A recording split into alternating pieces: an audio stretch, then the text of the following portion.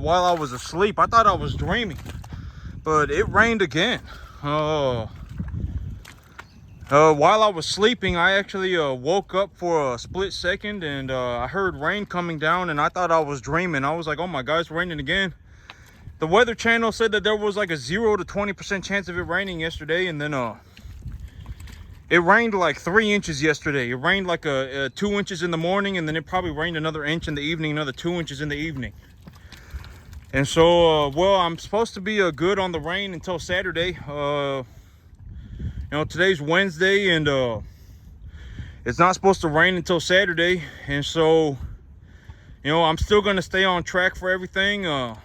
Today's Wednesday, so by tomorrow morning, I'm going to spray the field with Duracor. I'm going to spray the front with Duracor. I'm going to spray the broadleaves with Duracor. And then on Friday morning, I'm going to go pick up fertilizer and seed. And then Saturday morning, I'm going to keep my... I just got to get back here with some fertilizer and some seed, and get the field reseeded and get the field refertilized, and that's the plan for this week as of right now. And so, my animals are doing real good. Last week I brought in 3 animals. And I figured right now I'm just going to keep going forward with my business here. I'm not going to sit here. Okay, so the big reason for me just keeping the animals that I had here right now, the big reason for me just to hold on to these 42 animals was because if I just run about 40 animals, I'll make about $3,500, $4,000 a month. And my big goal right now was to utilize the cash flow from this business to float my debt service for my new property, and then until my new property started producing a cash flow, at which point the property itself would pay for itself and put money in my pocket. So my big idea right now, as of right now, was to do that. But this real estate deal is taking too long. I'm gonna open up a line of credit against my farm. So when I started this farm, I had $40,000 in my bank account that I had saved. I had $40,000 that I put into this farm as equity on this farm. And then I've been here for about 2.5 years. And I've been making extra payments on my farm. And, my property value's gone up a little bit. And so I figure I got somewhere around 6 figures. I figured that I got somewhere around $100,000 in this farm. Probably a little bit more. I probably got a little bit more. I did this and that upgrades too. But that's the thing about me. It's like a lot of people, like when you watch my video, the 500 or 1,000 of you watching my video, when you show up on this video, you're not going to understand what I went through to get here. Like, you're not going to understand that when I first started my farm, I had a $2,000 tractor. Like, I legitimately started my farm on a $2,000 tractor. Actually, this is actually very interesting to think about. Because this was also when I made the most amount of money that I've ever made in my life. Because when I make these estimates, right, when I tell you that one of my big goals right now is to make $50,000 a month, and the reason that I've come up with that goal is because as of today, the most amount of money that I've ever made in the cattle business was about $35,000 in 1 month. That was the most amount of money that I have personally ever made in the cattle business. I have made that much money before, right? And so when I say one of my goals right now in life is to make about $50,000 a month on a month-to-month basis, the reason that I say that is because as of right now, I have actually made $30,000 to $35,000 in 1 month in the cattle business. I've actually managed to do it. And I remember that check like I got it yesterday. I genuinely do. I sincerely do. I remember that check like I was holding it in my hand. I remember because it's like, I got my monthly statement from my bank, and when I took a look at that monthly statement and I saw how much money I had made, I remember that feeling like it happened to me yesterday. I make a ballistic amount of money in the cattle business. I make on the average, I would say even right now I make about $12,000 a month. And you got to understand, $12,000 in 1 month is not a lot of money. In terms of how much money I've made almost 3 times that amount before. You got to understand that I genuinely had a time in my life where I legitimately made like $35,000 in 1 month in the cattle business. I've done it before, right? And you know, and I've already posted my checks, and I've already shown y'all. You know, when it was happening, I didn't even know. I was just like, oh my God, you know, like I'm legitimately bringing home like $7,500 a week, you know, and I was selling 4 animals a week. My animals were real big. I had number 1 to 1.5 type feeder animals, and they were, you know, borderline 950 pounds. The feeder cattle market was sitting at about 235. I legitimately remember that, you know, that like it happened to me yesterday. And so when I come up with these estimates, I always say that my estimates need to be within a certain boundary of reason, right? They always, you know, I need to have reasonable boundaries, right? Because, you know, you're going to find that, you know, especially, okay, because here's the reality of the situation is that, you know, if 500 to 1,000 of y'all are watching my video, if 500 to 1,000 of y'all are watching my video, you got to understand that, you know, like 350 to 700 of y'all, somewhere between 350 to 700 of y'all are completely screwed. As of this moment, you may not, you know, if you are younger, you may not realize it. If you're older, you might be in denial of it. But, you know, 350 to 700 of y'all are completely screwed. Financially, you are just, you are just dirt poor, borderline a bum, like 1 foot away from being a bum, legitimately, right? And when and I've already given y'all this analogy before, but you got to understand that me, you know, the reason why do I say things like, you know, your opinions don't get me paid, and, you know, I really don't care what you think, and, you know, keep your poorness away from me. Why do I say these things, right? And I've already given you the analogy of my perspective. And I always give you my perspective because at least, you know, when I give you my perspective that I'm being as, you know, like, I'm not like being cruel to you on purpose, right? Like, I'm not doing that. I don't enjoy seeing you poor. I always say being poor is like being on drugs. And once you kind of notice, once you kind of start to, like, if you've ever seen somebody on drugs, you can tell when you look at them that they're on drugs, right? When you got a poor person, you can kind of tell when you look at them that they're poor, right? I mean, you can just kind of tell, right? And drug addicts act like drug addicts, and poor people act like poor people. And that is also why I do not, you know, that's why I say things like keep your poorness away from me. Because if you, okay, you know, like people are, you know, like if you actually, you know, try and help a poor person, I don't know if you've actually tried to help a poor person, almost they cannot be saved, almost not at all. I mean, they are legitimately going to do everything that they can to, you know, because they're borderline desperate, right? I mean, they don't want to be poor, they're borderline desperate. Oh my God, you know, if I do ABC, then XYZ. Maybe if I act like his buddy, pal, and then I offer him $5,000, maybe he'll come and help me. And, you know, if he comes and helps me and I run this business, then for that, you know, I'm going to give him $5,000. And if I give him $5,000 and he helps me and I make $12,000 a month, then, you know, I make $150,000 a year. Or even worse, they just absolutely have zero idea what is going on, but they believe highly in themselves. And I've already said that that's one of the worst things you can be, right?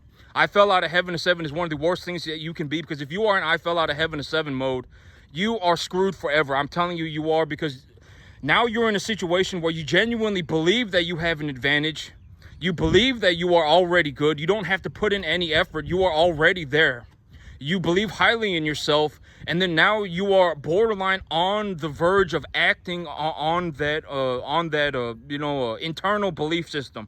You are borderline about to act on that internal belief system. You are about to go, and you have nothing to prove. You have nothing to show for yourself, right?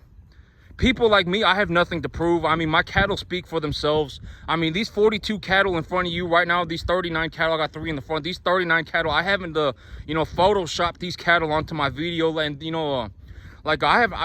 people like me, I have nothing to prove, right?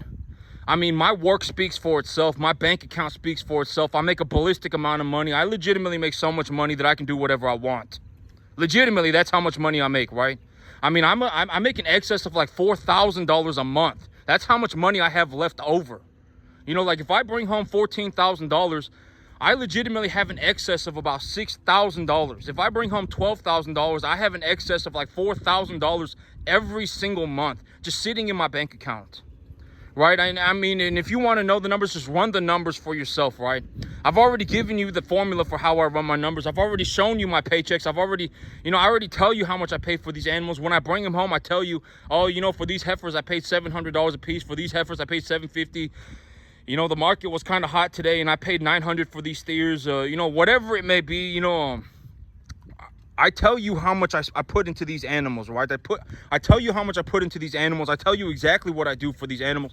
And here, you know, I've already given you this this analogy before, and this is the analogy of my perspective. If I was going to tell you what my perspective is and why do I say things like, you know, keep your poorness away from me, and you know, your opinions are not going to get me paid, and it, you know, even if you dislike me, you have to understand that I got paid anyway. Right. And, you know, and I do an honest business. I mean, you know, most people, if they tried to get into if they got into the cattle business, they would crap their pants and quit, because, I mean, you know, a lot of people, when they look at farming, they see farming as as a little pup, right? They see farming like you know, when you see somebody who sees a little puppy, right? I mean, it's kind of like oh, this fluffy little thing is a little puppy. But by the time the puppy has turned into a wolf, by the time that pup has turned into a wolf, they're scared of the thing, right? And that's the analogy for farming. A lot of people, when they see farming, they see it like they're looking at a pup. They look at it like they're looking at a pup, but when they realize what they have to do, and when they realize what farming turns into, they crap their pants. I mean, they don't want anything to do with it anymore, right? And this is the analogy that I gave before. For me, it's like I'm running a race. I'm running a race with everybody else, right? I'm running a race with, you know, let's say, not everybody else, because, you know, I'm running a race with, let's say, you know, 5 other people, right? Or 10 other people. We're about to run a race. And there's a whole bunch of people watching, right? There's a whole bunch of people watching. And each one of these people, they've lived their lives before they've come to this race. And so when you look at the spectators, when you look at the people who are watching, you have the people with their biases, right? They show up because they want somebody to win, right? They want the king of all Billy Joe Bobs to win, right? In their mind, the king of Billy Joe Bobs is the winner, right? They want Billy Joe Bob to win. The king of all Billy Joe Bobs, you know, I've got 2,000 acres and I've got 200 mama cows, right? The king of all Billy Joe Bobs, right? The king of all Billy Joe Bobs, I've got 5,000 acres and I've got 500 mama cows. The king of all Billy Joe Bobs, right? But when you actually go and take a look at Billy Joe Bob's cattle, his cattle are bone thin. His grass is like to the ground. The animals are scalping grass off the ground. I mean, it's not a good situation, right? And me as a farmer, I know, you know, I know it when I see it, right? I mean, you know, you can't pull that over me. I know what's going on, right? And so, you know, everyone's got in the spectators, you got the people with their biases. They show up and they're like, oh, you know, I want this person to win, right? I want this person to win. And then they envision their winner, right? They want the king of all Billy Joe Bobs to be the winner, right? And they go, oh man, the king of Billy Joe Bob's, there he is in lane number 3, right? And then you see me in lane number whatever, right? You see me in lane number 5, and you go, oh my God, what is this guy doing, right? I mean, he's over here, and you know, and then you, right? Because you want king of all Billy Joe Bob's to win. That is what you want, right? And I'm not saying just the king of all Billy Joe Bob's. Whoever it is, you envision your winner, right? And then you show up at the race because you want, and then that envisionment of your winner is now running the race, and you want to support your winner. But then, you know, and then so you know, in the spectators, you got the people with their biases. You got the people who just showed up to watch because they just want to watch. I mean, they think it's interesting. They just don't want to watch. They don't really care who wins, right? They honestly do not care who wins, right?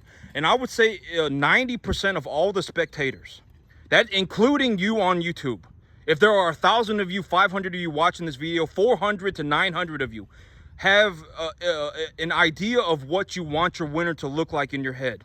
You have an idea of what you want your winner to look like. Number 2, in terms of the categories of the spectators, you got the people who just do not care. And this is maybe 9% of the 9% of the spectators, right? 9% of the spectators, they're just here to watch because they think it's interesting. And they just, you know, 90% of the people are people with biases. They've chosen who they want to win. 9% of the people are, you know, they just want to watch because they think it's interesting. You know, they honestly do not care who wins. They just want to watch. And then category number 3 is the 1%. And the 1% are the people who actually know what they're doing. And the 1% are the people who actually, when they watch, they are watching. They do not really care what's going on, but they know they know what they're doing. That's category number 3, and that's about 1% of the spectators, right? And then the race starts, and then you see me just booking it. Oh my God, he just, you know, how is he going like that, right? Like he is like just about to lap everybody. Like it's only you know, the race has barely started and he's already pulled like a half a lap in front of everybody. You know, how is he going like that, right? I mean, he is legitimately moving at an extreme pace. And then you know, category number 1. spectators in category number one, they come up with some some just moronic thing, right? Oh my God, maybe he's going too hard, maybe he'll burn himself out. Oh my God, but the reason you think like that is because in your mind you have a bias, right? You want the winner, that you think that the winner looks like this, you want that person to win, right? But in reality, I'm running laps around people, right? I'm legitimately, like, the moment, even right when the race starts, it's like, oh my God, like, the thing about me is that, I know how to get here. If you legitimately took everything away from me tomorrow, I would legitimately just start again from the very beginning. I started this farm with a $2,000 tractor and a $500 bush hog. That was how, and like a $250 sprayer. A lot of you don't know that. That was actually the most profitable year I've ever had in my entire life. I made that was the year that I made $30,000 in 1 month. With that $2,000 tractor and that $250 sprayer and that $250 bush hog. That was the year that I made $35,000 in 1 month. If I had to do it all over again, I could do it all over again. I already know how to do it. I would legitimately just go and buy a 20-acre field for like $750 a month, get a $2,000 tractor, spray the field with a $250 sprayer or whatever, right? And or coat my fertilizer with Duracore and toss the Duracore, whatever. I know how to do it, right? And I can do it all again from the very beginning. If I needed to. That's what I mean by about being rich. Is like, I already have the capacity to make as much money as I reasonably could ever want.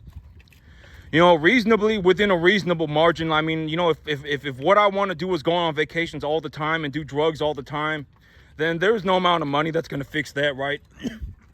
Like, if I want to, buy myself $100 million, if I want to buy like the best house that money can buy all the time, and I want to buy the best cars that money can buy all the time, and I want to buy the best whatever, a private jet that money can buy at all times, then there is no amount of money that's going to fix that, right? I mean, if that is legitimately what I want to do, I will always, you will always go back to being poor. That's what I said, right? Like, step number 3 is to learn how to not self-sabotage yourself, right? And so,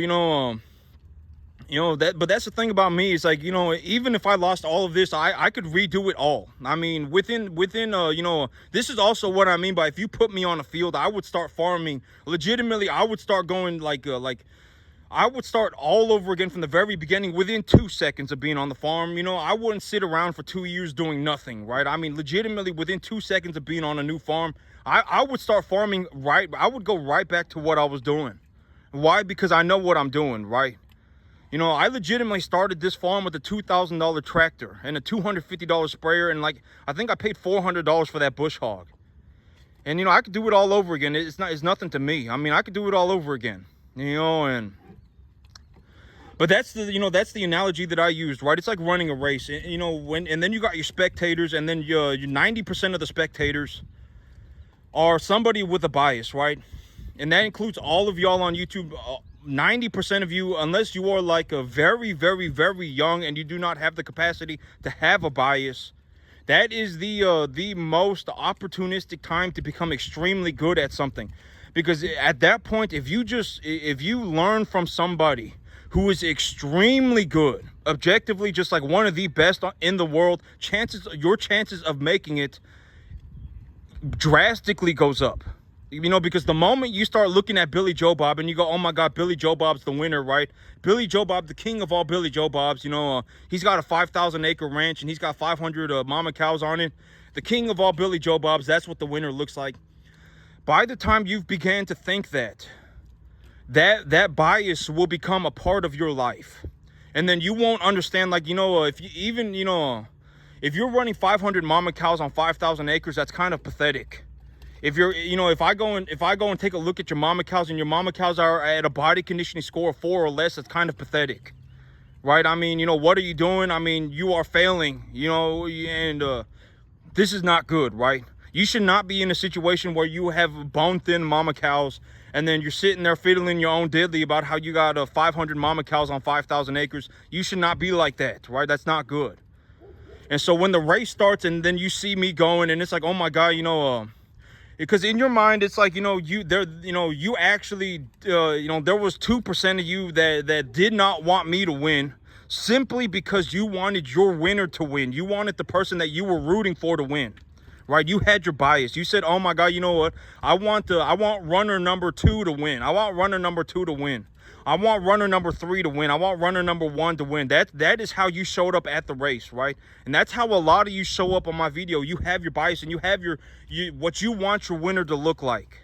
And this is also, but once you have that wall of bias, anytime you try and do anything that goes against your bias, it will be like trying to move a massive pile of BS.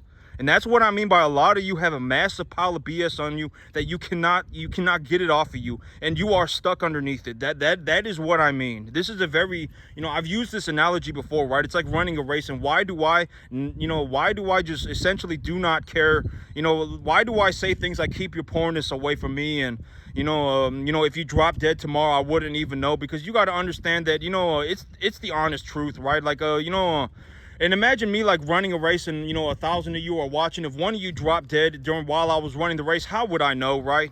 How would I know? I wouldn't even know, and if you're sitting there and you're rooting for number 3, and then you're, whatever, right? 2% of you is like, oh my God, I hope he doesn't win. And the reason that you are, the 2% of you is going, oh my God, I hope he doesn't win, is because there is, because you showed up at the race believing that you wanted a certain person to win, right? That is how you showed up at the race. And so that is why 2% of you is going, oh my God, I hope he doesn't win, right? But then the race starts, and then you just see me booking it. You just see me booking it. I'm pulling way ahead of everybody. And then you go, oh my God, I hope I hope it's, oh my God, maybe he's just going too hard too early. Maybe he's going to burn out. Maybe, and then you start having to deal with your bias, right? And then it's like by lap 2, it's like I'm already, half a lap ahead of everybody. I'm still booking it. And then now you're watching, right? And you're going, oh, maybe this is the lap, right? This is the lap where he starts slowing down. This is the lap where everything falls apart for him, right? This is the lap. This must be it right here. But you see me, and then I just go all the way around, and now I'm on lap number 3, and I've actually lapped everybody one time, right? Let's say it's a 4-lap race, and now it's lap number 3, and I've lapped everybody one time. And you're going, oh my God, like, how is he still going like this? How is this even possible, right? And then you're like, oh, well, but you hold on to that glimmer of hope, right? You're like, oh, maybe the king of Billy Joe Bob's is just going to pull through right here, right? Maybe it's just the king of all Billy Joe Bob's is just going to pull through right here. And the king of all Billy Joe Bob's, runner number 2, runner number 3, whoever you're rooting for, maybe they're going to pull ahead at, maybe they're just, maybe they're just doing something, and maybe they'll kick in, right? And then it's like the last leg of the race. For me, it's the last leg of the race, but everyone else is still on like lap number 2.5, right? Everybody's still on lap number 2.5, but you see me coming around the last leg of the race, and then the blood starts leaving your face, right? You're like, oh my God, like he's actually about to finish. Like he's actually about to finish. He's right there. He's about to finish. And then the blood starts leaving your face, right? And you go, oh my God, but runner number 2, I was here to support runner number 2. I was here to support runner number 3. Runner, and then me, I'm number 5. And it's like, me, as a person who is doing what I'm doing, your opinions do not matter to me, right? I mean, I'm just going to be honest. Like if I had to sit there and I had to, hold your hand, 90% of you, there's no way I would do it, right? I mean, I'm just here to do what I need to do, right? And so, like me, it's like you see me coming around the last leg of the race, and then the blood starts leaving your face, and you're like, oh my God, I can't believe he just went like that. He legitimately ran like 2 laps around my, the person that I was, he legitimately ran like an extra 2 laps around everybody, right? I mean, he is like moving at, like I have not seen this before in my entire life. And then it's like the blood starts leaving your face, and then when I cross the line, it's like, oh my God, and then you go, oh well, maybe the king of Billy Joe Bob's will win next time, right? I mean, maybe maybe runner number 2 was just having a bad day. Maybe runner number 3 was just having a bad day. Maybe whatever it was, right? Maybe but me, it's like me, I really don't care. Like if because I understand what's going on. And then the 1% of the 9% of the race, or excuse me, 9% of the people who are watching, you know, if there's 500 of you watching this video, maybe about 90 or about 44 of you or whatever it is, 44 of you, you know, when you watch this, you're just going, oh, like, I'm watching because it's interesting, right? I honestly just think it's interesting. That's why I'm watching, because I think it's interesting. And then there are the 5 or 6 people who are actually watching me, who are going, I actually know what he's doing, and he is doing extremely well. And you picked up on it from a long time ago, right? You picked up on it a long time ago. You were watching me from the beginning, and then the moment I started, you were like, whoa, this guy is doing very good, right? It doesn't matter what I'm doing, you know, plowing my field. When you watched me doing what I was doing, you understood from the very beginning that I was doing very well for myself. Like, because you honestly, you don't care who wins, right? If you just know what you're doing, and you're there watching, and you know what you're doing, you're just kind of watching, right? I mean, you just kind of watching, and then, you know, even from the very beginning, you understood, wow, this guy is doing extremely well, and I'm actually listening to his plans, and I'm listening to what he's doing, and this is very, very reasonable. Like, he is actually going to do very good for himself. You can tell, right? Like, you know, the 1% can actually tell. When they watch that, they're going to go, oh, like, this is actually very good, right? And that is how I see it. That is my perspective. And that is why I do not, you know, I do not care, you know, what people think. You know, I don't, right? I mean, I need to do what I need to do, you know, realistically, you know, but I'm going to be increasing the number of cattle on my field, because, you know, this real estate deal is taking too long. And if this agent that I'm working with is going to continue to be a doofus, I'm just going to, you know, I'm okay. So my big thing is that I'm going to open up my line of credit against my property. I'm going to collateralize my property for a line of credit. And then I'm going to show because I was like, you know what, I'm going to do one more thing. I'm going to put an effort on my side to see if I can get her to essentially move forward with my plan. I do not move forward with your plan. We are moving forward with my plan. You know, chances are your plan, you know, you are a doofus, and if you came up with a plan, your plan is going to wreck us all.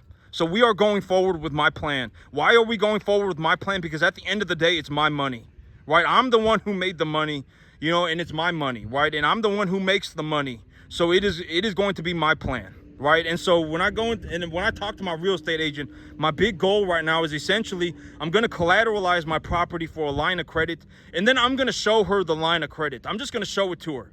You know, I have some money. You know, I have, you know, it may not be a whole lot of money, but you know, it's probably a couple $100,000, right? I mean, you know, and when I liquidate my cattle, you know, I'll probably have another, you know, I'll probably have another $100,000, right? And so it may not be a whole, you know, I mean, you know, I can show her, right? I mean, I've got like $250,000.